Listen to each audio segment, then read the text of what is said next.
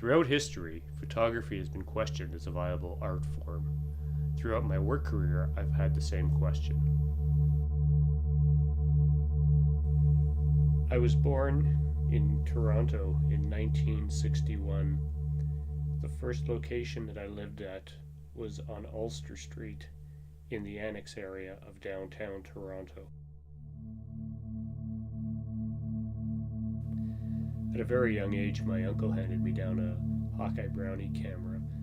It was a good learning tool. I learned a lot about the principles of photography. I learned a lot about composition working with this camera. By 1970, the Annex had become a little rough and sketchy. My dad decided it would be best to move the kids uptown. While we were up there in the North York area, I went to George Vanier Secondary School. Vanier had art programs, but I wasn't really an artist that could get things out of a brush, and I had the vision but not the talent. Later I bought myself a little Yashica FXD camera and found that I was doing the art that I really wanted to do. This led me to start looking at college courses after high school, where I looked at Seneca College's audio-visual program. While I was at Seneca, I realized that BGM was the best photo lab in the city, and with my love of the darkroom, I really worked at honing my skills so I could get a job there. After Seneca, I attempted to get a job with BGM, but quickly realized you had to be known in the field in order to work for them. BGM was full of very talented people. So I went around to different photo shops and I took their clients' black and white work because nobody was actually printing black and white work, and I was custom printing it for different shops. The word sort of got around the industry, and I got a call in from BGM where they'd asked me if I would be interested in taking a position with them. This was great because not only did I get the job, but over the years at BGM I worked with some of the most talented people, not only in the lab, but photographers throughout the city and pretty much across the country were sending their work in.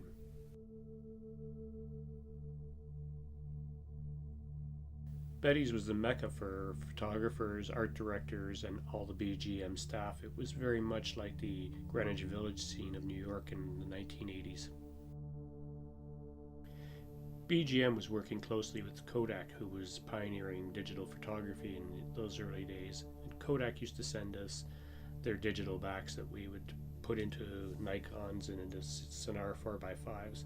And the image quality was always rather pixelated, and the channels were always off. You'd always have a cyan channel that was too heavy or a magenta channel that was too heavy. So I never really thought that we'd see the day where a camera would be a digital camera.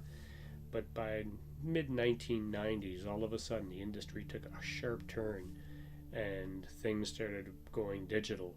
And at this point I realized it was time to leave BGM and get into the digital end of printing.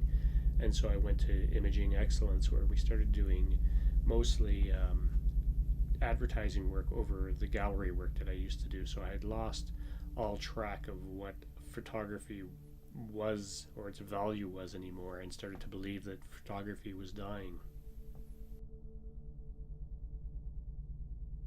I guess about 5 years ago, my daughter started getting into photography. She'd always had an interest in art, and I nurtured that interest.